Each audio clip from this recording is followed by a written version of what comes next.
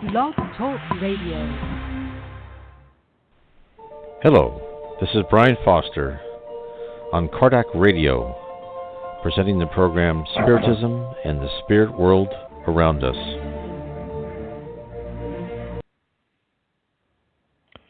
Tonight, we're talking about karma, how your past life affects your present life.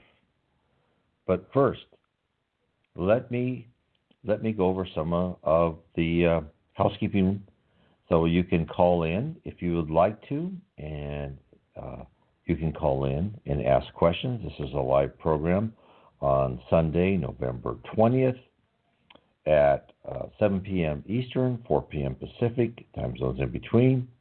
The guest call-in number is 858-769-4705. Again, that number is 858-769-4705. Or if you would like to ask a question in the chat window and you're streaming this, scroll down a little bit, you'll see the chat window. You can sign in, ask any question you would like, and I will go over your questions or talk amongst yourselves. I've seen that happen too. So, karma, it does affect you not only in this life, but in your future life. And what you have done before, according to the Doctrine of Spiritism, will affect you in your next life. And in fact, it's more than just a Doctrine of Spiritism. There's this marvelous book, Jesus, Buddha, Krishna, and Lao Tzu, by Richard Hooper. And in it, he compares similar passages in different combinations of the different religious prophets. And in pages 138 to 139, he has sayings about reincarnation. So he has Jesus, who says, "Be merciful that you may obtain mercy. Forgive that you may be forgiven. As you judge, so you will be judged. As you serve, so will service be done to you. And whatever you measure out, that is what will be returned to you." That was in the Gospel according to Matthew. So it's more than just in your present life. And in fact, many people say the early Christians talked a lot about religion. In fact, it's in some of the books, Sacrograph by Chico Xavier. And of course, that was slowly removed. And what Spiritism tells us, the references to reincarnation were removed. And one of the reasons is the wife of an influential senator didn't want to think that she would ever be reincarnated as a slave, and that was removed. So, interesting. Krishna says, everyone creates their own fate. Even life in the womb is affected by the karma from a previous life. And Buddha, from a sound an echo returns. A body creates a shadow, so too will misery come to him who does evil works. All three could have been lifted from the Doctrine of Spiritism. And what it says, our actions in one life shall affect our next life. Every action has a reaction.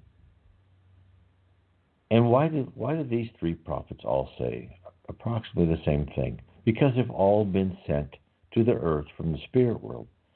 Buddha, Lao Tzu, Zoroaster, they've all been sent. Even Socrates, who talks about this, been sent from the spirit world to tell us the same thing over and over. I think many people have seen the similarities of the Golden Rule in all sorts of religions. Again, this is a universal concept sent to us by the spirit world. So, why do we have reincarnation? Well, there's an interesting passage, and it was done by in Genesis. And this is what it says. With reincarnation, race and caste prejudices collapse. Since the same spirit can be reborn rich or poor, great lord or proletarian, boss or subordinate, free or slave, male or female, of all the arguments against the injustice of servitude and slavery, against the subjugation of women to the law of the mightiest, there are none that logically prevail over the material fact of reincarnation. Therefore, if reincarnation rests upon a law of nature, the principle of universal fraternity, it also rests upon the law of the equality of social rights and consequently of liberty. Allan Kardec wrote this in the 1850s. well before what we consider to be the start of a more enlightened and compassionate age. In essence, the message of reincarnation is be careful who you oppress, insult, denigrate, harm, or detest, because in the next life you may just come back as the object of your negative passions. The spirit realm won't allow any individual spirit to persist in treating others badly. The goal of a pure spirit is to love all souls, irrespective of any gender, race, sexual inclination, political or religious feeling. Anything. We must love even the basest criminals, although this doesn't mean we don't lock them up. Only that we know in our hearts that someday they will learn and become a force for good. The supreme intelligence, the spirituality, directs our incarnations, with our help in many cases, to repair any blemishes that we have and any wrongs we committed in past lives. And that is what we're talking about today. I wanted to set the stage, but this is a reason why we go through what we do. So, first, let me see if there's someone on the phone who'd like to ask a question. Hello, did you have any question today? Oh, hi. I just wanted to, you don't do past life readings, do you, yourself? No. What I'm doing here is I'm helping you understand your current life. Yeah. And for that, to say to yourself, okay, what must I have done in a past life? Mm-hmm. Because Spiritism tells us they don't really want us to know every detail about our past lives. Mm-hmm. One thing, it could be too frightening, and we could be doing something too terrible. Let me give you an example. When, in my life, we talk about finances. And it seems like whenever I had a chance to make a lot of money, let's say I worked for a company and it was bought up by another company and I was paid off, the money always seemed to trickle through my fingers, even though I tell you, I didn't play the horses, I didn't bet, somehow whatever investment I made, somehow I always lost it. But when I went to a mediums meeting in Rio de Janeiro, and it was told to me and my wife, we were both there, is that in our past life we had been put in charge of people, and instead of helping those people, we went after treasure instead. We went after, we took advantage of them, and we went after them. And that to me, said, okay, well, now I understand. This is why I'm not allowed ever to accumulate wealth. This is why, I have to work, right? I wasn't born rich. I'm not winning the lottery. But it does, given this understanding, it does give you a perspective that, okay, understand your limitations. Did you have any specific questions? Well, I just wonder why well, for example, my father was never in the picture. I'm just wondering what would be some of the reasons, like from a past life, that would have happened for not having an absent father. Yes. Absent father, yeah. So I'm just that usually what Spiritism tells us. Okay, so think about is that you grew up without a father. Yes. Now, usually what happens, that means, is that, and now you know that you would never want that to happen to anybody else. You would want to make sure your best is that if you, and you may already have a child, you would want to make sure. But it's funny because I did have a child, but I wasn't married, so I don't know. I mean, she's got a great father and all, but she only knows this as two separate, households, which is, which has been fine. But anyways. But you tried to keep them. You tried to keep the relationships with both. Yeah. Right. I mean, no. So, I mean, we're just friends. Me and her father were just friends. I mean, we ended up not, it's been a very cordial, relationship. Yeah. And that's okay, but you tried to keep your child to have a relationship with both of you. You didn't cut that off. You didn't.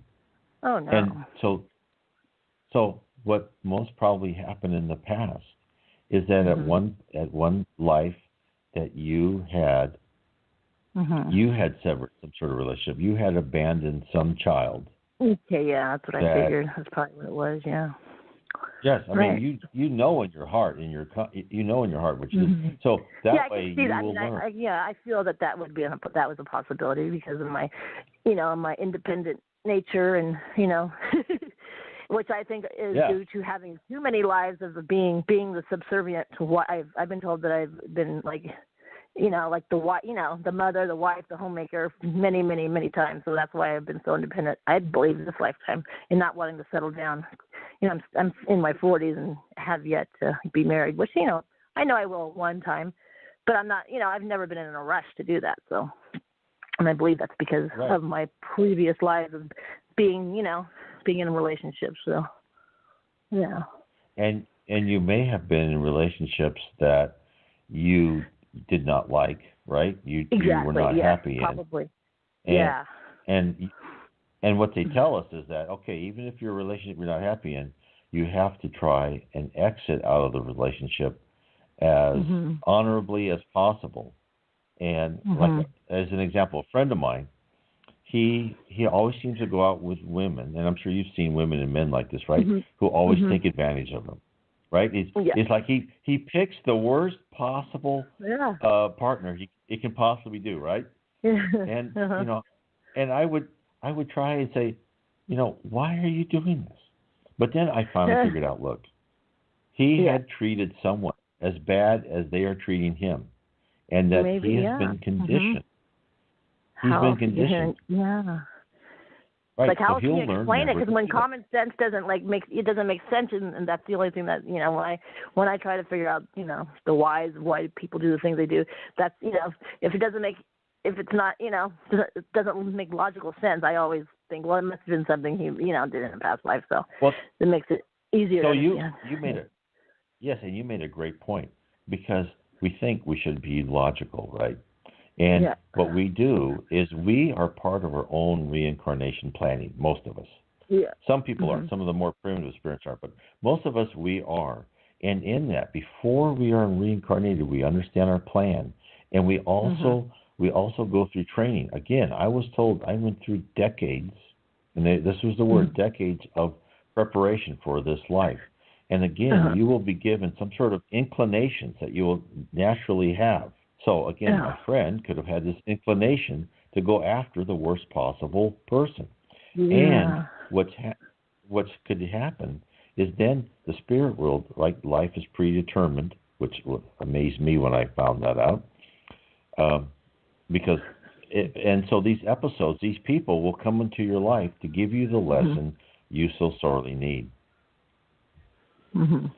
So what's nice about this, if you can step up and say, okay, well, this is my attitude now, and it sounds like you're doing this already. This is my attitude now. This is what I'm learning, and then just learn from this, right? Understand from this. Right.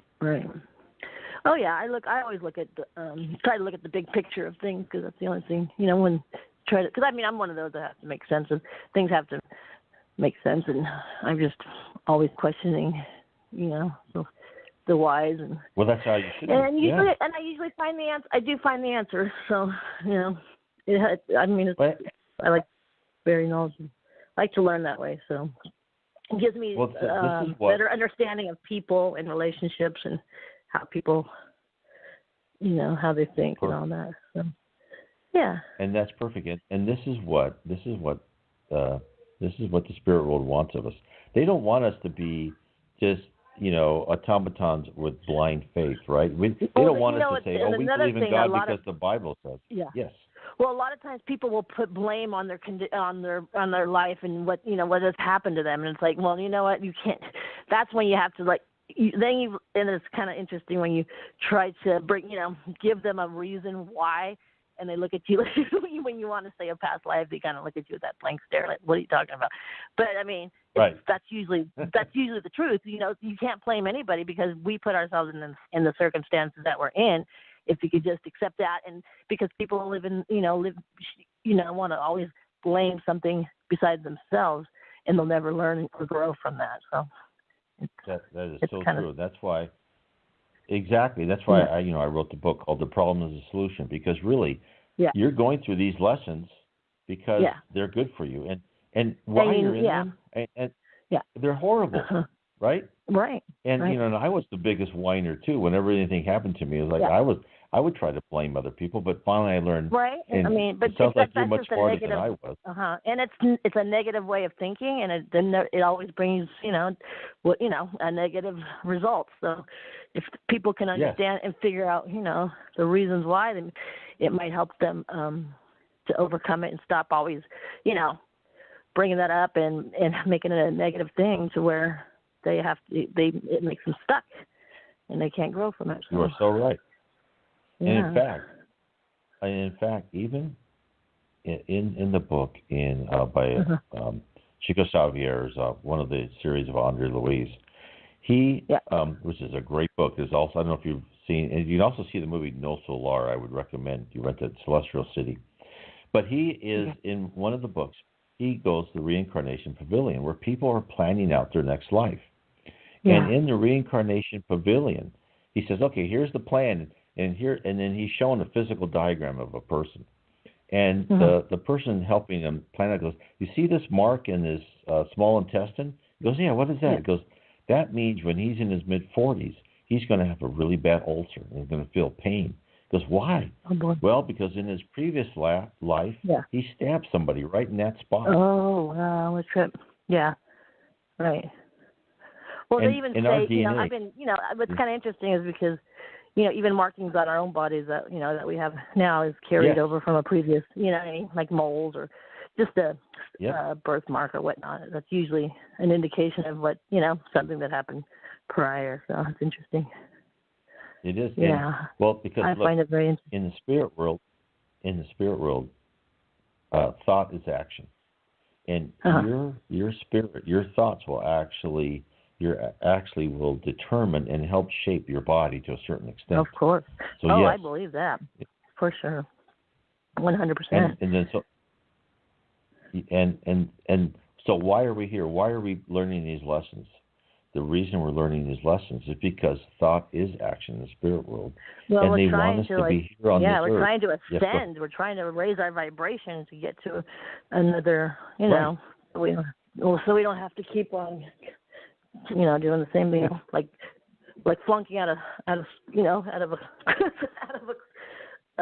school over and over again. A grade, it's like finally get on with it already. Yeah. So exactly. Yeah, it's very. And so, but I also wanted to pursue this one a little bit further as far as thought is action, because what Spiritism tells us is that everything is really held together by thought. We on Earth are really logical constructs. And as you ascend, just like you said, as you ascend that spiritual ladder, you will create, you and maybe a group of spirits will create buildings, houses, right? The higher spirits have created whole planets, right? They will guide life forms. They will, they'll use scientific, they'll use the theory of evolution and so forth, but they will help guide things through the power of their thoughts. Yeah. And we're supposed to be there. That's right what now, I think. we're like the extraterrestrials. I think that's what they're. A lot. There's so many different types, but they're the ones that are. Like with the crop circles. Those are just messages, I believe. That they're sending us. Well, and Spiritism tells us the universe is full of life, and that the Earth is a planet of atonement. And what does a planet of atonement mean? We're here to pay for our past wrongs. Eventually, the Earth will go to a planet of regeneration, where you'll have less hate and envy and so on and so forth. So yes, and I think those aliens are from more advanced planets, and they will come. And in fact, Chico said, it's been proven. It's been proven that we've even been a part of those. We are a part of those. We come from those planets also. I believe that too. Yeah, at one point in time. Part of our. Yeah, I mean, part of the seed of life is being interplanetary. So I find that interesting to find out which planet which I think I've been told that Palladian. I was from more of a Palladian. So it's interesting. I just find it all so interesting. So let's talk about this for a second to pursue that. So what Spiritism told us is that souls, Yeah. humans here during, let's say, I'll give you one specific instance. Around 4,000 years before Christ, they wanted the Earth to become a little bit more advanced.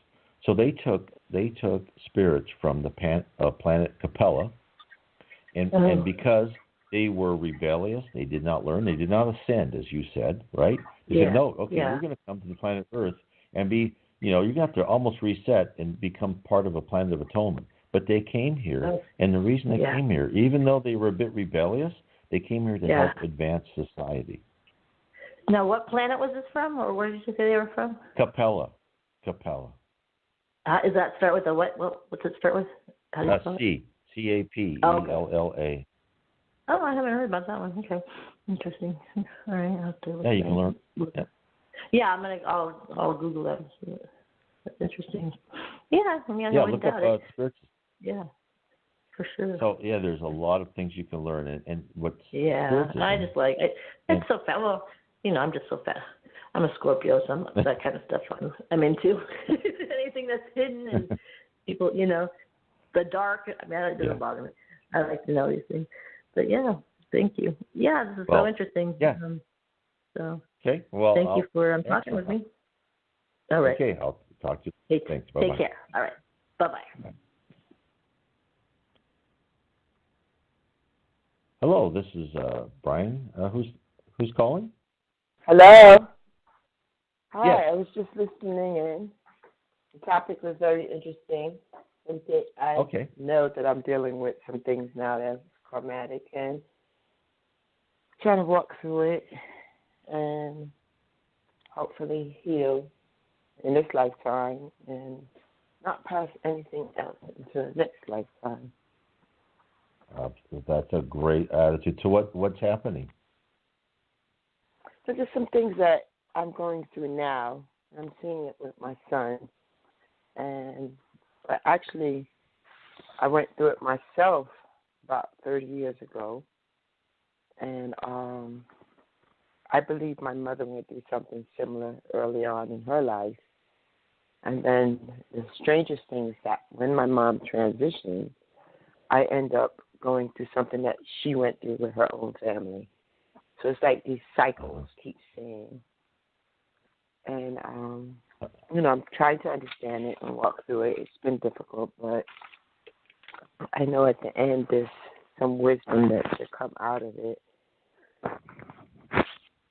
Well, you know that it's interesting when we talk about your family, right? Because the spirit world, when we reincarnate in family groups. And this may be that you've reincarnated, with your mother and your son, and they are trying to help you set up to break this cycle. But you've probably been through this all before in previous lives for some reason. And if you keep meditating and praying and say, help us to try and break the cycle, lead us the way, and you keep that up, help will be on its way. But it sounds like it's like, and you've probably all been through this as a family group before, and you're trying to help each other, get beyond this.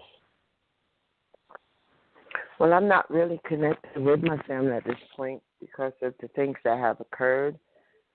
My connections at this point is with my children because I really don't want them to be like the rest of the family. Like, I don't want them to carry over those traits like selfishness and pride and greed. Those things right there don't really appeal to me. Yeah, so you're trying to break free of that. Exactly. And that's wonderful. So you're trying to break that cycle, right? You're trying to break out of that, and you're trying to help your children, your son, break out of that, and that will help set up your next life to be a much better life, right? If you can conquer, because what is really the root of all? Money's not the root of evil. It's selfishness, right? And with selfishness comes pride and everything else. And if you can help teach, your children that and break that out of yourself, that's just a wonderful thing. Well, that's what I'm really trying to do, because I recognize it, I see it, and I can remember as a child watching my mother go through it with her siblings, And the strangest thing is, like, since she transitioned, like, if I had a chance to speak to her, I would say to her, they turned around and did the very same thing. The difference was, right. My mother was left out and was treated a different way because she was close to her mom and she took care of her, and they had a relationship that was one that I could say a good relationship. Her mother could depend on her, and she looked just like her. And I think her brothers and sisters did not like that. They were always indifferent to her, only came around when they needed her. It's they sad, had a level of respect for her, but they only came around when they needed her. And right. she was able to overcome a lot of things in her life. And in the end, when she transitioned, everyone was just concerned with what she had amassed, what she had acquired. And right. they did the same thing over and over again. But she wouldn't believe it. I know it's hard because we're put on this earth to balance spirituality and materialism, and and you see in our culture is all materialism, isn't it? It's all about what you can buy, what you can amass, and there's almost nothing negative about stepping over anybody you can to accumulate money to get what you want. And if you can rise above that, that is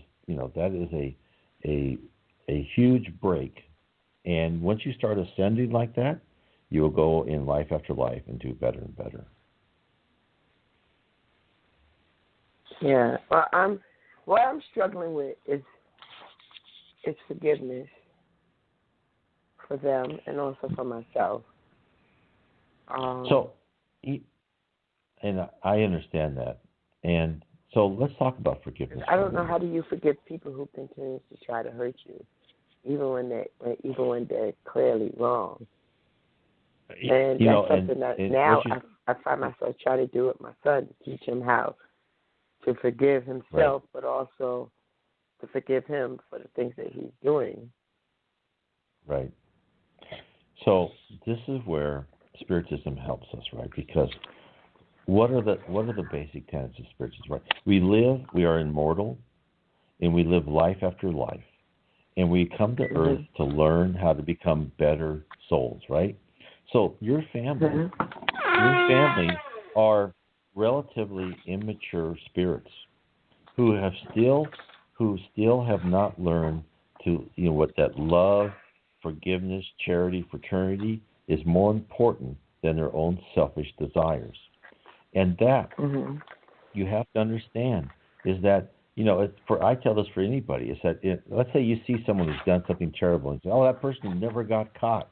Well, that's not true. First of all, God sees everything we do. We are so watched. Our thoughts are open books to the spirit world.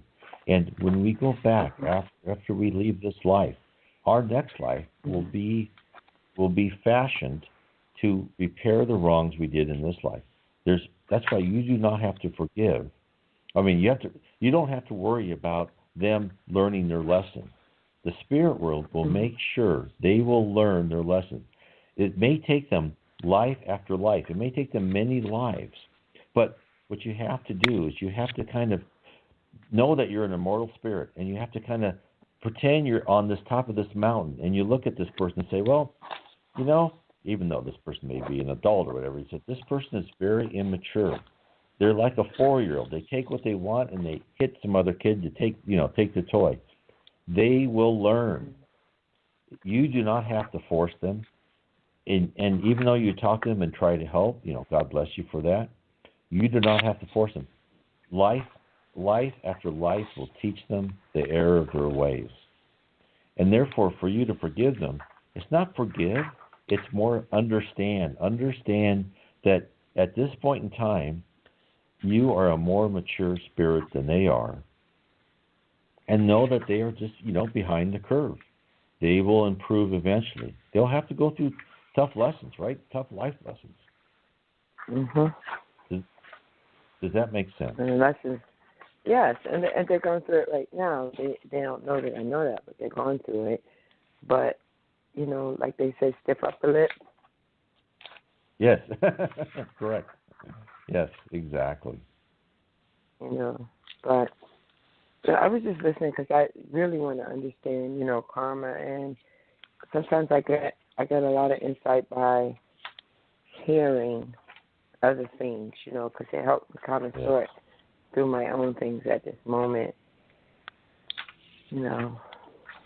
Yes, which no, can be it's very tough on your own, but I'm doing it. yes, it can be very tough. And the more you try to keep a good attitude, and even through your times of troubles, the more you can help others and keep loving, even though your life is not very good at the time, the better off you will be. Mm-hmm. Okay. In fact, let me give you an instance of karma. There is this woman who was a very wonderful woman. She came from a very pretty wealthy family in Brazil. She gave to charity. And then when she got to be in her 50s, 60s, she had this disability. And she had to be like in this kind of like cage type thing to help her hips, you know, get straighter. And it was really like torture for her to be. So what they found out is that in a previous life, she was a queen of Spain, and she would sign warrants of arrest given to her. She would not torture people herself, but she would sign warrants of arrest given to her by the Spanish Inquisition. So she was, you know, not that she tortured people, but that she kind of helped other people get tortured. And this was her karma. This was her payback. Okay. Well, I sure wish I knew what was my payback. No. Well, I hear you. And like I was saying before, you probably heard where, you know, how I never could get money or whatever because I took advantage of others. Right? And that's my No, I missed that that's part. one of my Could you say that again? So whenever I got a place where I worked for a company and they were taking over, or I would get like a large amount of money, to me large, not to other people, right? You know, and I would, and for some reason, it's happened to me twice. I'd always lose it, and it would always fall through my fingers. And believe me, you know, I didn't try to do anything stupid with it. I tried to put it in the bank, you know, I tried to invest it, but somehow I always went back to where I lived paycheck by paycheck. I went to a mediums meeting in Rio de Janeiro, my wife and I, and we were both told that my wife and I had been married before and that we had been given responsibility towards people to help them. But instead of helping those people, we went after money instead. We actually, you know, went after treasure instead of spirituality and helping. So we had responsibility and we completely blew it, right? We took instead of gave. So in this life, do you find where you deal with lack on a regular basis? I don't feel, yeah, I mean, you know, do I, you know, right now I know I can never, right now I have to work till I'm dead. I don't have enough money to retire. So, but now I've accepted it, right? So I Right, because you did look at feel it all that. differently. I look at, okay, I'm working through this. What I'm getting is what is good for me. I'm learning that I would never do this again. I would never take advantage. In fact, you know, I've been to points where I could have risen in organizations. And actually I did at some point in time. But to rise, and I'm sure many people here hearing this, to rise in organizations, you have to walk over people, right? You have to take advantage of them. You have to take what the senior execs tell you and then implement that and take it, you know, and actually be not good people to the other people. I found I couldn't do that. I went back. I'm dealing with a lady like that now, and it doesn't make any sense besides either she's very jealous, which I don't understand why, because I'm struggling, but she's supposed to be helping me, but she does really underhanded things. It's kind of petty. And I know intuitively that the only reason why she's doing it is because she's fearful that I'm going to be in competition with her. And I'm not even on the same level. She's actually one of my supervisors. Right.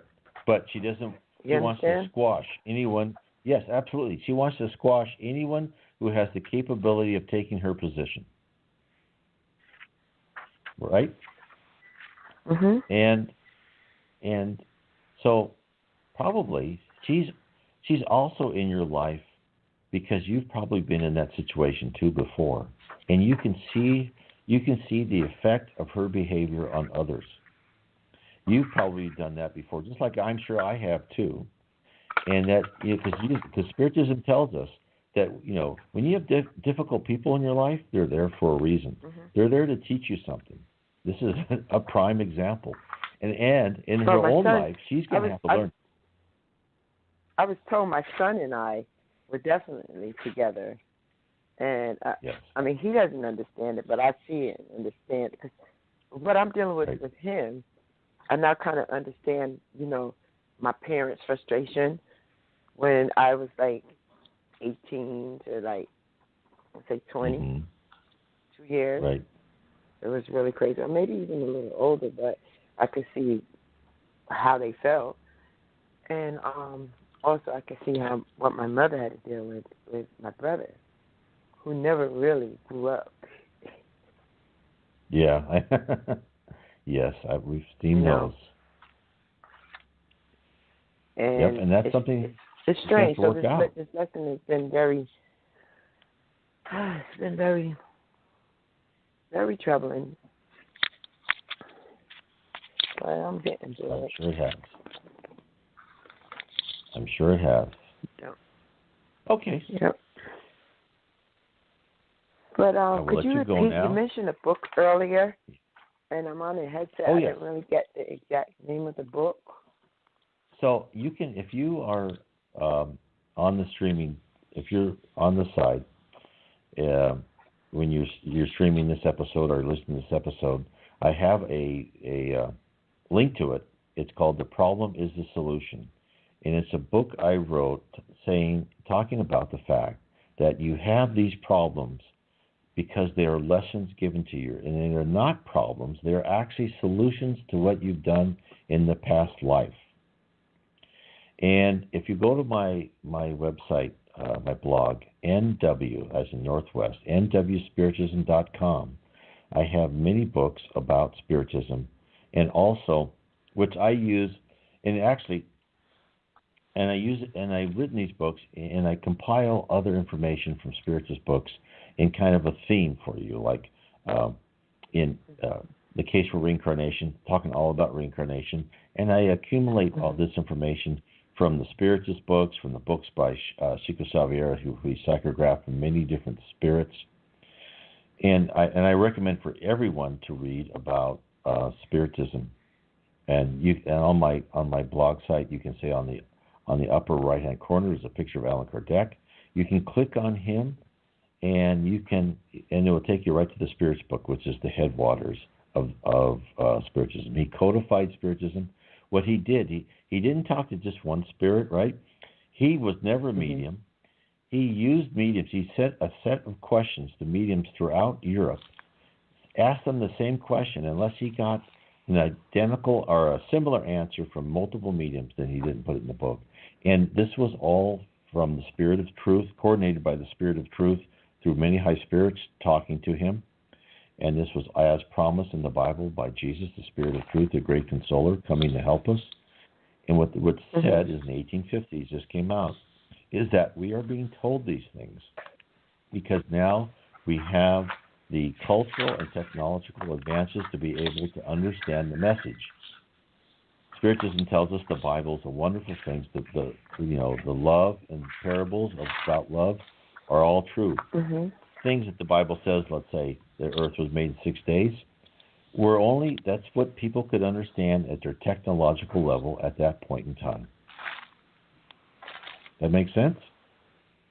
Yes, it does. And, this is like, when people say, in the Bible that there's going to be a great falling away, I believe that the great falling away was that people were going to shift from the old paradigm because the information was going to become so readily available. If you would just look, it was right there in front of you.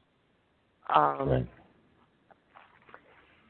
The lessons that we come here to learn, I mean, this is just coming from my heart at this moment, you know. The lessons that we come here to learn, I think we kind of seen them in advance. That's why when I was going through and look back and think it's like deja vu. I've been here before. Well, I know you are absolutely right. In some other form or fashion. Yes, because most of us actually help plan out our life. This is why I say, if you don't like your body or if you don't like your life, you have only to blame yourself. You help plan out the trials you're going through. And therefore, you know it's deep inside you, deep inside your spirit. But that's why it's deja vu to you, because you know this next class. We are on Earth because we are like in a classroom. And we go from class to class, which is, you know, basically an episode in our life to another episode in our life, learning the lessons we need to lead.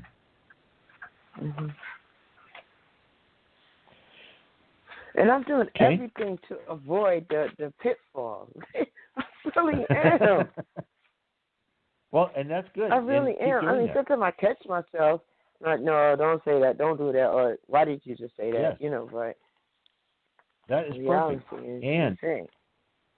And understand is that our thoughts are an open book to the spirit world, and that not only do we have to learn to keep our mouth shut, we also have to learn just to keep our thoughts, right? Because when I go to work in the morning, before I learned I understood Spiritism, I would see a bum. I'd say, oh, that bum. Right?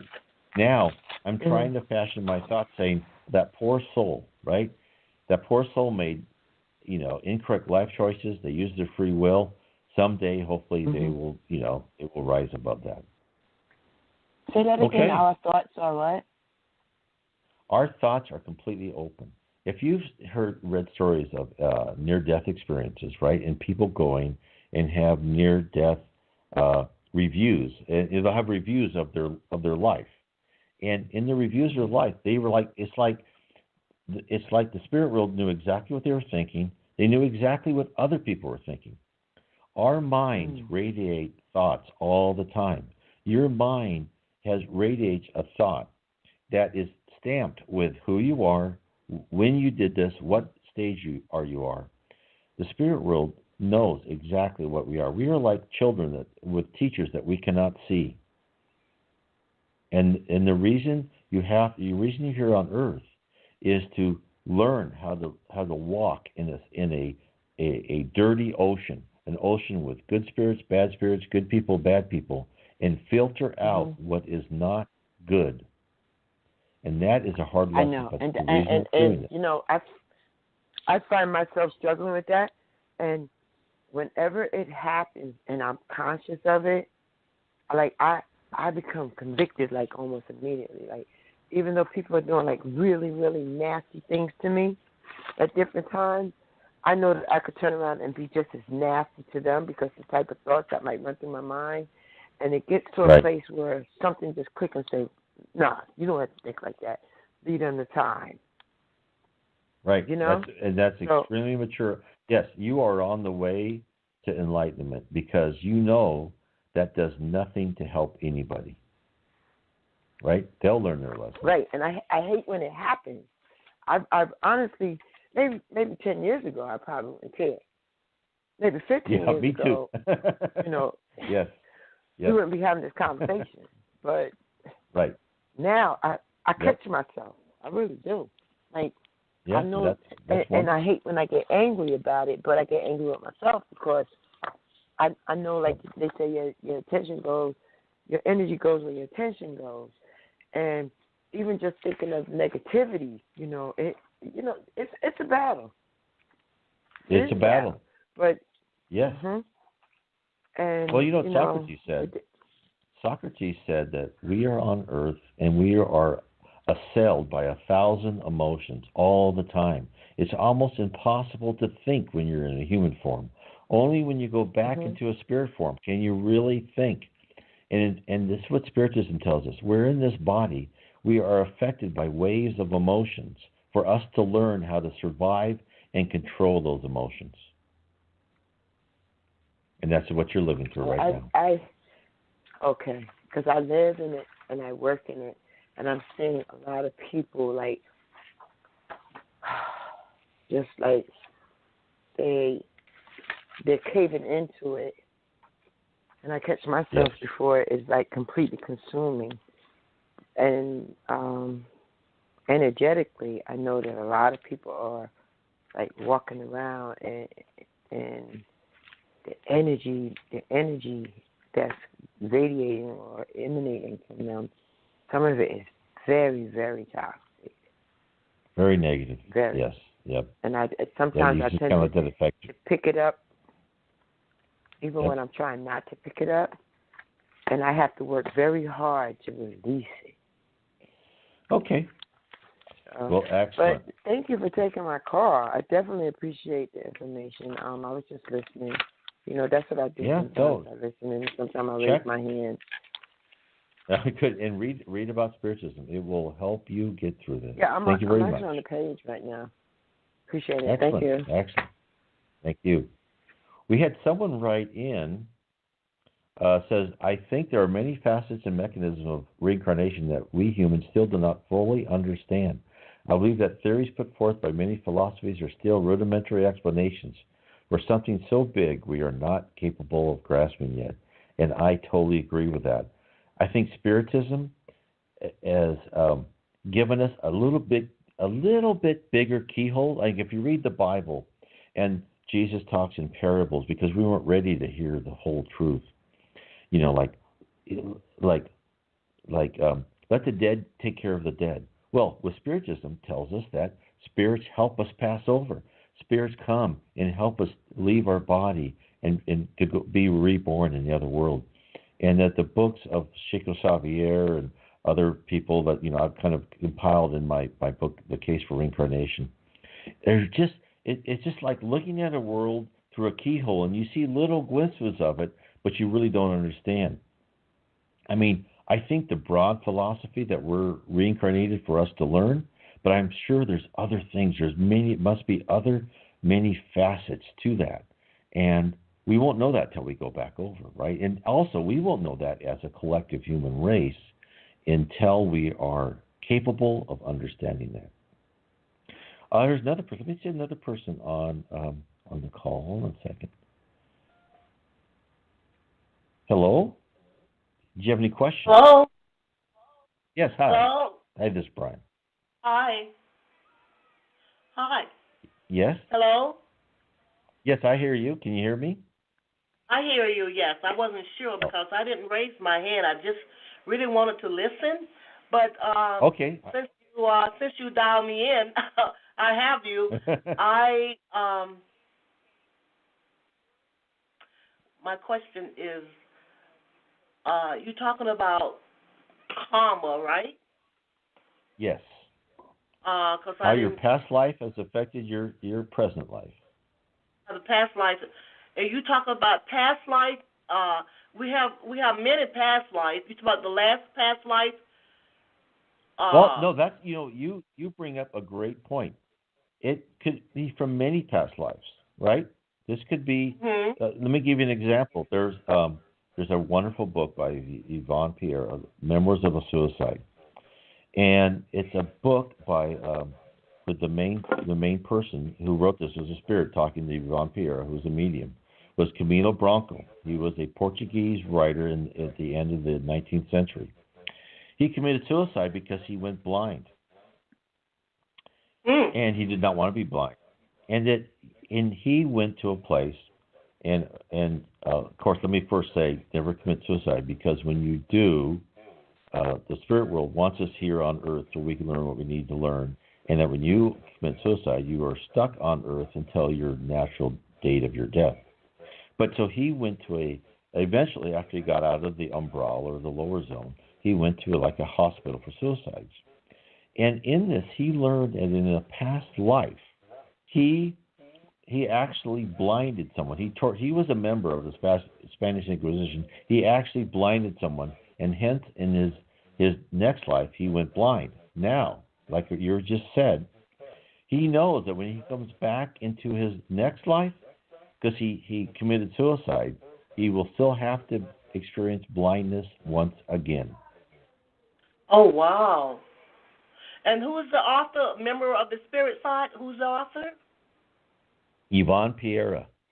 It's called Memoirs of a Suicide. Yeah, Yvonne Piera.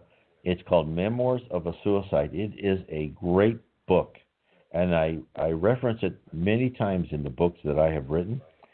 You can go to my site, nwspiritism.com, and you can. There's a picture of Allan Kardec. You can click on that picture.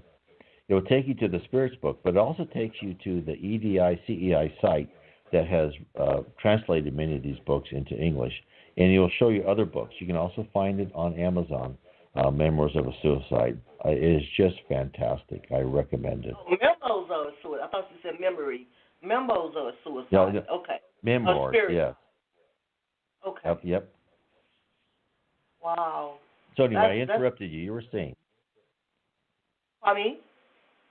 Yeah, I'm sorry. You were saying something. I kind of went off on another tangent there. Yeah, I was, because I knew the topic was about karma, past life effect with the present life, and that's why I asked the question, has to do with our past life, the last one? But you explained that to me. It has to do with all of them. It has to do with all of them because, well, it's like this, and it's probably different for each one of us. But if you had done some sort of wrong in your past life, and in your next life you learn that lesson, and you change your attitude and your character, then you would not have to go through that again. If you in your next life said, "Oh, I'm still going to be, let's say I'm still going to, cheat people out of money because I want money," then you would have to again relearn that. Because it's like we go to school, right? You go to school, if you fail something, you have to retake it. If you fail again, guess what? You have to retake it again. Yes. Unfortunate, huh? Yes. So that's why our goal on earth is to look at ourselves and learn from that, right? Learn from that is to know, okay, this is the lesson that I learned. And again, if I talk in my book, The Problem is the Solution, is that when things happen to us, is that, okay, I know what it feels. Because really, if you look at what we're learning through, it's the opposite of the golden rule. The golden rule is do unto others what you would like others to do unto you, right? Yes. So what we are going through is that others are doing to us what we have done to others. We are given the gift of finding out exactly what that other person felt when we had done something wrong to them in a previous life. Oh, so everything that we go through, we feel it is because we feel that because of what we have done to others in the past lives. Exactly. Wow. So let's say you had a horrible marriage, and your husband or wife treats you like, just took your money or just cheated on you, whatever. And unfortunately, it's probably because you did that same thing to someone else. And now oh my God, I would never cheat on somebody. I would never, I would never take advantage of them, or I wouldn't be mentally cruel to them. You would tell yourself, I would never do that. Well, and so what's happening is that we are going through this white heat, right? We are like clay in a potter's wheel, and that we have to be molded to take out these blemishes from our character. That's what's happening. Wow, that is interesting. Wow. So you're saying illness or whatever one is going through. In other words, we have created that. We have created. Now, the the Spirit doctrine tells us that, people get certain illnesses. That can happen. But many illnesses, many things that happen to you, which you think are random events, are not random at all. In fact, some spiritists think that nothing is random. I'm not of that, but it's like these events happen to you, right? You're in a car accident. That was planned. It was not a random event. Whoa. Well, wow, because that's what we consider as horrible things happen to people. So, in other words, everything that happened is pretty much, you're saying everything that happened is spiritual. It's not a tragedy. Yes.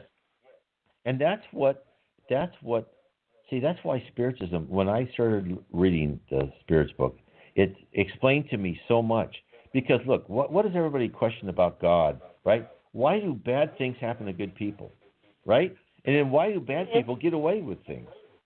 And the answer is past lives. These people who are good on earth are going through trials they asked for. And then the people who've done bad things, they won't get away with it. They may get away with it in this life, but their next life, they will feel the effect of their action. Yes. Uh-huh. Wow. That is so neat because, my friend and I talks about that all the time. Why is so much poverty in the world, and so many people so much poverty, and there are other people that have so much. Right. And that's fact, the reason why. Okay. And I have always let me give you some examples. Calmer. Uh-huh. And I have always told her, I say, it's got to be calmer. You are absolutely correct. You are correct. So let me give you some examples to back up what you think. First, Andre Luis, he came from a very wealthy family. He had a grandfather. When he became a spirit, he found his grandfather in the lower zone, which is a zone around the earth with spirits who have not ascended, spirits who are still tied to the earth. His grandfather was a miser. He remembered his grandfather as a loving father, a loving grandfather. But his grandfather had gotten to this, just tied to gold, right? He took advantage of people. He took money from them. So he said, can you help my grandfather? And the other spirit said, yes, we can. We will put him in a very poor family. He will learn to be humble. He will learn that, money is not everything. So here is someone rich in a previous life is now born poor. Now, let's take the opposite. Let's say you've done really well. Let's say you've done really well in a poor. Well, we're here. We have to learn all sorts of things. Spiritism tells us to be rich is really one of the hardest trials. And why is it a hard trial? Because people kiss up to you. People give you all sorts of opportunities. You have to insulate yourself. You have to almost be a little bit mean, right? If you're rich, because people always want what you have. It's a very tough trial, actually, for people to go through. Same thing with powers. I talked earlier. I had power one time. I used it horribly. And so that's why sometimes you have to think, yeah. People are rich people. Everybody wants to be their friend. Don't forget about me. Yes, they want money from you, and they will definitely brown nose then. Yes, you have it. And they go anywhere and they get the best seats in the house, or if they're well known, they get all kinds of free stuff. Right. Yeah. And think how hard it is to stay humble and selfless in that situation, right? Just think how hard it is not to think you're superior to everybody else. Yes. The ego gets in there. Oh my God, yes. Wow. Yep. That's a tough one. That just helped bring more clarity to the way that I've been feeling. That's what it's all about, karma. Okay. Wow. Yeah. And read the Spirit's book. Read. Go to my site. Look at the books. Explore Your Destiny. Tells you, what the earth, what the different realms of the spirit world are. Read about that. Understand that, because the more you understand who you are, why you're on earth, your place on earth, what you're going through, it gives you a calmness. I tell you now, when bad things happen, I'm still not there yet. I'm not saying I'm perfect. I lose my temper and I feel terrible about it. Sure. But it's helped me. It's helped me get more calm when bad things happen. It's like, okay, that's just part of the learning experience. Okay. Now, what is your site again? Spiritism? It's NW as in Northwest, Spiritism, Spiritism, Spiritism, nwspiritism.com. If you dial into this number, you got it. You're on Kardec Radio. You'll see a link to it on the page you're on, and you can get a lot more information. I have books. I have articles, and I try to make those as inexpensive as possible on Kindle Reader. And in fact, I have a Facebook site you can join. You can get onto, and in the Facebook site, I have a book called Spiritism 101. I even have it on PDF that you can download it. You can also find Allan Kardec's books, the Spirits books, the Book of Mediums. You can find those on PDF also. Okay. Tomorrow, I'm definitely going to Google all of this, most definitely. Great. Okay, well, thank you for... Thank you. Thank you for taking... Well, I didn't raise my hand, but that's good. I didn't. That's okay. I'm happy that I got this chance to speak with you and have a little bit more clarity about my my awareness. Thank you. Oh, you're welcome. Wow. Thank you. All right. So the lady that just called me, and I hung up on her before I could say something, and I just thought in my mind, is she called because the spirits had her call, right? To help her understand. Let me take another call. Someone's been holding. Hello, you're on with Brian Foster. Can I answer any questions? Do you have any? Hi, Brian. You did speak to me. My call got dropped. Oh, okay. I'm sorry. I will carry on then. I thought somehow you must have gone off and come back on. Okay. Bye-bye. Okay, so let's go on. Let me take a quick break here because I've been talking nonstop for an hour, and I'll be right back. Let me just give you a message from the Spiritual Society of Baltimore. Oh my God. First people are on. Joy. Joy is the song of the hours when God caresses your passage through the world. Everywhere flowers bloom as smiles of nature, and the wind combs the field's hair with resting music. The water from the fountain is liquefied care in earth's heart, and the small golden grain of sand is a message of joy from the ground. Do not allow, therefore, that your difficulty transforms itself into numbing sadness for others. Even if everything appears to conspire against the happiness that you await, lift your eyes to the smiling face of life that envelops you, and bolster joy wherever you go. Bless and serve always, even among tears. The rose, although subjugated by thorns, still offers its perfume, and sunrise awaits generously for the night to finish in order to renew itself. Daily, in a party of love and light.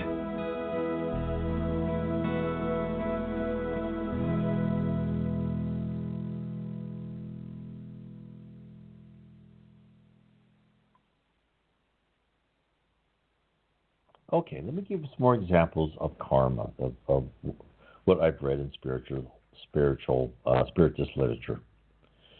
And there's this another book called Spiritual Wisdom, Missive of Hope. And it talks about problems with parents. And so before you came out in the world, acquired education, created new loving ties to a special partner, you had parents. Those of us who were lucky had wonderful parents. I remember when I was in high school talking to other boys about parents. When I heard them planning to leave home as soon as possible, I didn't believe it at first. I was planning to live with my parents for as long as possible. They were great. I had the good life. Looking back, I realized I was spoiled. I recall the time when my mother told me it was time that I should start to do my own laundry. I answered her back with complete shock. I couldn't do that. Then she looked at me and said, okay, and I never received that request again. So, Emmanuel, the Spirit of Emmanuel, speaks about this situation with parents. This is what he says. If life has given you difficult parents who either were or not presently capable of showing a certificate of irrepressible conduct on a daily basis, do not exempt yourself from loving and respecting them all the same. And I know that's hard advice, isn't it, for many people? He goes on to point out that for many cases, the child of the parents demanded to be reborn with them. Only by staying together could past wrongs be rectified.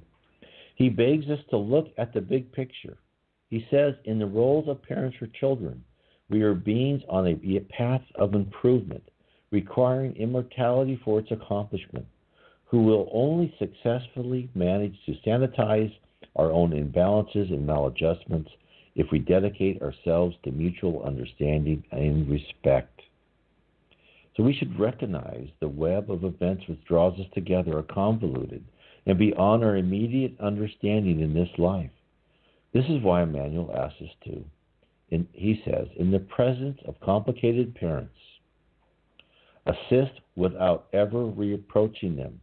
They demand from you appreciation and assistance so they may find their own paths in life to the same extent that you receive from them the support and compassion to reach the human school.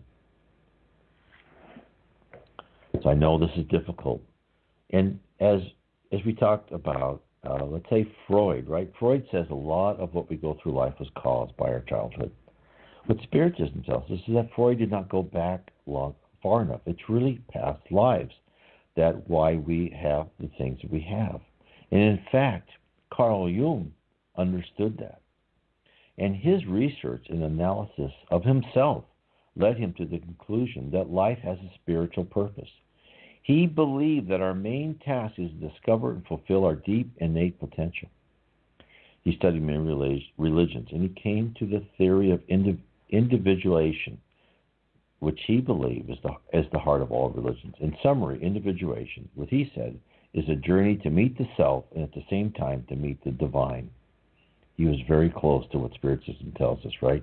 He knew that our spiritual health is essential to our overall well-being.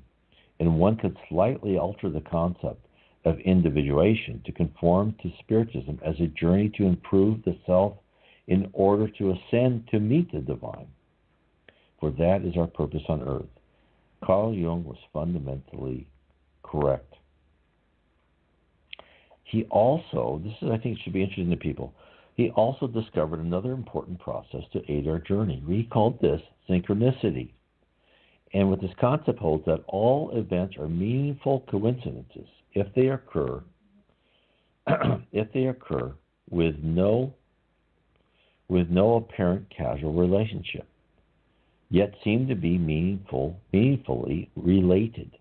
So synchronicity is the invisible hand of the spirit world as they move us from class to class to cover the subject assigned to us. And this is what I think people should realize as we talk about karma and past lives. So we've talked about reincarnation, right? You're born into a family you probably know, and you are given a set of episodes, right? A set of classes. And you go from one class to another. You do as well as you can in the classes.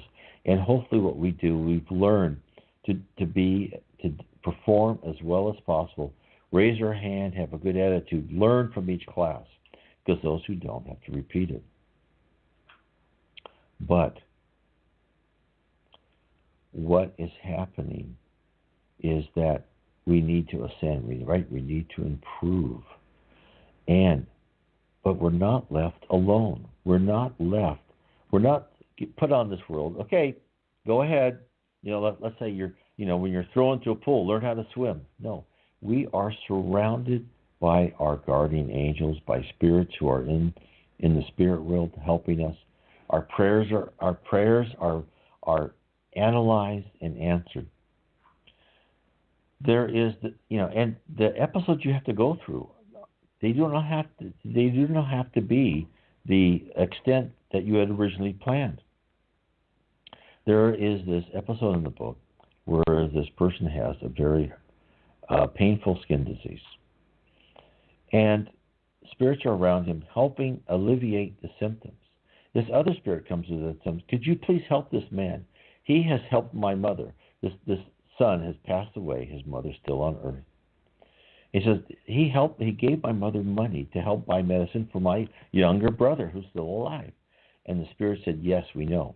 He is very giving. He is a wonderful person. He is going through this because in a previous life he had employees, and he kept them in terrible conditions, in smoky rooms, and so they would, they had experienced very terrible health conditions. He's going through the same thing now. But the spirit world is helping alleviate, helping improve his symptoms because he has helped so many others. So we aren't here alone. We have signs and signals. We have things that help us. Have you ever tried to do something and then, it's just like time after time, like you could not get this done? Well, now, I know there's a fine line between giving up, right? But sometimes you just know, like, this was not meant to be. And that's because it wasn't. It was not on the line. But when you tried something else, everything fell into place. Let me give you another example. In one of my articles, I talk about a postman who had a out-of-body experience with talking to a communication with someone who just recently passed away. It was in the book, What Really Happens During Near-Death Experiences. Well, he had talked to this person, and then he helped this person reconcile what happened with their mother and father. And then he started helping others. And he helped a lot of veterans with post-traumatic stress syndrome. And in his write-up of what he said, and I did not do this for money, but somehow the money comes when I need it. Well, I was doing an interview with this woman. She called me up for her website, and she was asking me about things that happened in their death experience. And I gave this example of he saying, well, the money comes when it's needed. And when I told her, and I said in my article, is no, the money didn't come when it was needed. It wasn't a happenstance. It was a planned event. It was planned help by the spirit world to help him when he needed it, to make sure he could continue helping other people. And she says, oh my God. I said, what? What happened to you? She goes, I have gone through a similar situation. And I had went through a terrible sin, and I could not work again. But I decided to help other people. And I'd gone through very little money. But then out of the blue, I was given a chance to have a free house as long as I could watch, this park. I said, there you have it, right? The spirit world is helping you. The spirit world is saying they are helping you as they can. So if the more you go through your lessons and you help others, the more others will help you. It is a wonderful thing. So, and I know it's not hard, right? Because we all go through life, right? And life is, you have to balance materialism and spirituality, right? You have to work, you have to make money. You get home, you're tired. It's hard, right? It's hard, and I understand that. Let me give you some more examples. So, let me give you examples of not just an episode, but how you were born. And some of us are born with certain limitations. I know this one person that calls me, we talk, and he's a great singer, but he's got this limitation. He can't really get out amongst people.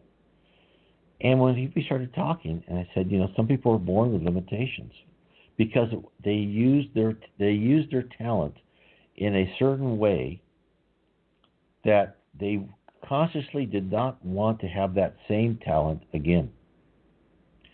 And this is what we were told in the Spiritism book. This is what, let me read you this.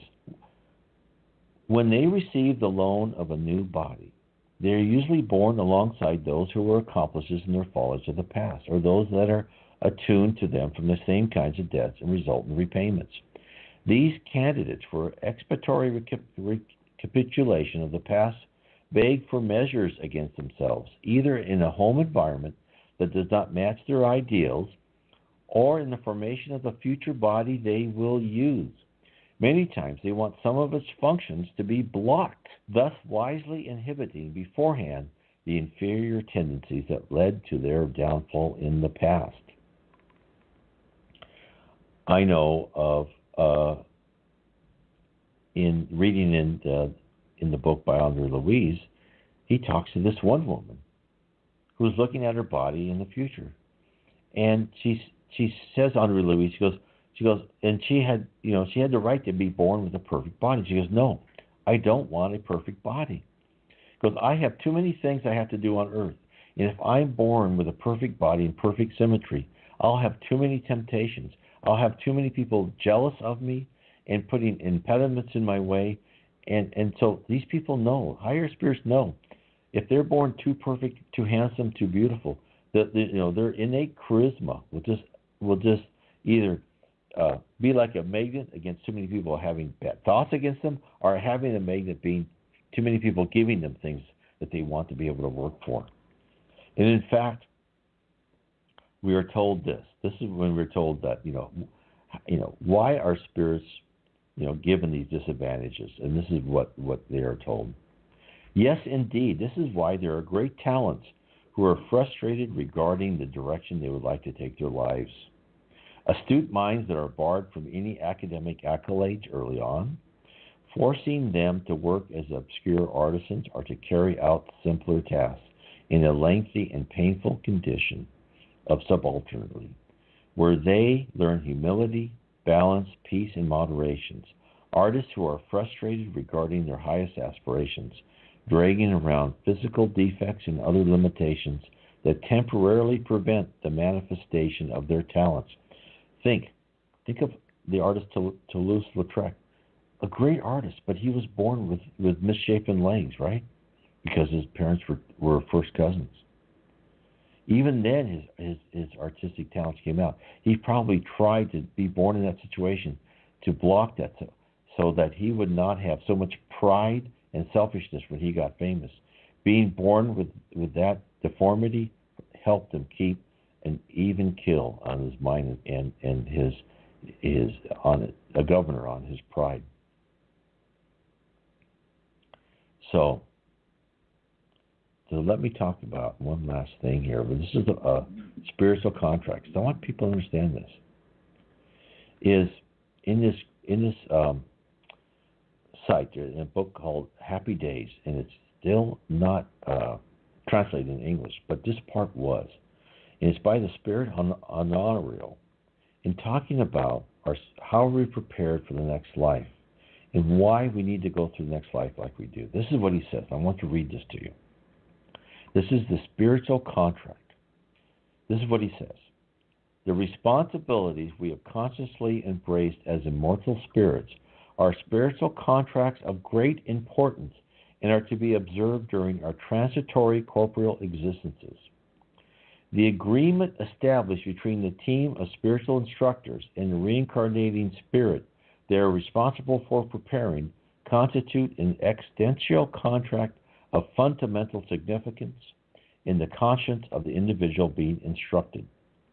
This contract contains all the tasks to be accomplished so that the candidate for spiritual self-development can achieve its objectives and make reparation towards its own conscience and towards all the other persons involved in its reincarnatory path. Let me stop there for a second. What I've said in the past, too, in other programs, is when we finish our life, it's not St. Peter at the gate judging us, right? Who's our hardest judge? We ourselves. We ourselves are our hardest judge and jury. We are the ones that ask for these episodes, that ask for these trials, so we can make amends, so we can ascend in the spiritual life. Let me go back to the spiritual contracts. This is what the Spirit Honorario says. Those who accept the work of amending their family ties receive specific orientation from groups of spirits composed of pedagogues, psychopedagogues, psychologists, and other noble individuals who achieved success in previous lives while going through the same challenges as members of a family. This orientation allows them to better comprehend and assimilate the possibility they also have of achieving success during their future experience in the physical realm. They will be more likely to practice the teachings which will continuously echo in the acoustics of their soul, and thus encourage them to proceed as previously prepared before their reincarnation. This same takes place with those about to enter the physical plane, indebted in matters related to the dissemination of elevated spiritual knowledge. Whether under the context of Spiritism or any other religion, this responsibility entails the education of men and women regarding the right direction to follow based on the lucid and clarifying messages taught by Jesus while on earth. So as you see, we work with our spiritual mentors, right? We work with our family members. We work all that before we are born to go through the episodes that we know we have to take. This is why, go through your life. Go through your life and see, why have things happened? Why have things happened to me? What did I do in the spiritual life? And if you look at what you should be doing, then you know what you should improve on. And also, some things happen to you just to stop you from doing certain things, to keep you on a certain path. I know, for me, going through high school, what did I want to do? I wanted to be an Air Force pilot. Oh, I wanted to go to the Air Force Academy so badly. In my senior year, my eyes, right? No more 2020. I now know that was saying, nope, you're not going in the military. You're not going in the Air Force. You have a different fate. You have a different path in life. Look at those things and know that, your path in life isn't just a bundle of random events, of chaotic things happening. Your path in life was planned out for your benefit. And sometimes we hate those lessons, right? But we have to look at them as we do as when we help our children, right? So think of a 4-year-old who has done something dangerous or painted on the walls and done something so, that you cannot let that person get away with that, right? So they have to learn. So you put that 4-year-old or 3-year-old in a corner and they cry, and to them, you are the worst. At that point in time, you are the worst thing in the world, and their life is hell. Their life is miserable. And yet you know that you're doing them a favor, right? And you know that will pass. And that's what the spirit world, the spirituality is doing for us. That will pass. And yes, so someone just said, yes, the difficulty when we gain knowledge is the resignation and acceptance. That is said it much better than I could say it. That is really it in a nutshell. Once you understand why you're here, what you're going through, it's like you go, oh, okay. And and you don't do it with self-pity. You just like, oh, okay, I guess I had to learn that lesson. And if you can start turning that resignation and acceptance, and turn that into a little bit of humor, you are ahead of the game. Because that's the secret, right? When these things happen, if you can just kind of laugh about it, you can say, it's like, we, as an example, we deal with my wife's family, and they ask us things, and we go, well, they wanted this, and and then they want more, right? And we talk to ourselves like, well, we at least would like to get a little bit of respect, and we just laugh about it and say, well, we must have treated others that way, and now we know, right? So that is what life's all about. So we've come to the end of the show. I want to thank everybody. This has been great.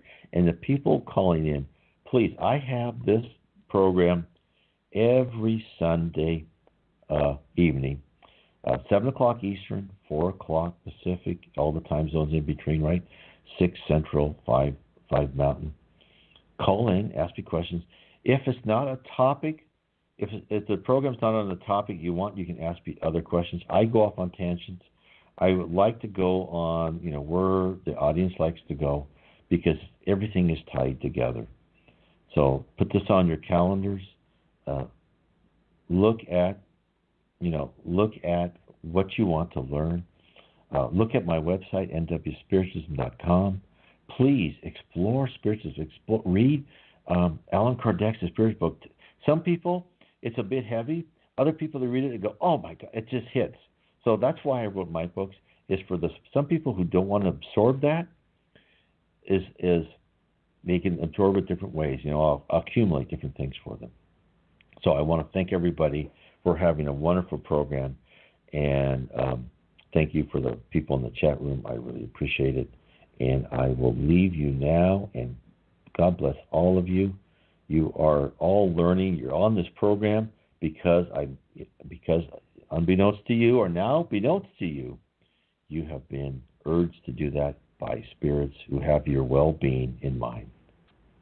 I'll put our ending credits on. Thank you. I would like to thank everyone for listening to our program on Kardec Radio, and to point you in the direction to find more information about the spirit world around us. You can visit my blog at www.nwspiritism.com. Again, that is www.nw, as in Northwest, spiritism.com. And if you are ever in the Northwest, I certainly would welcome to have you come to our meeting on Bainbridge Island near Seattle in the state of Washington. Many blessings to all of you, and please continue to explore Spiritism and the spirit world around us.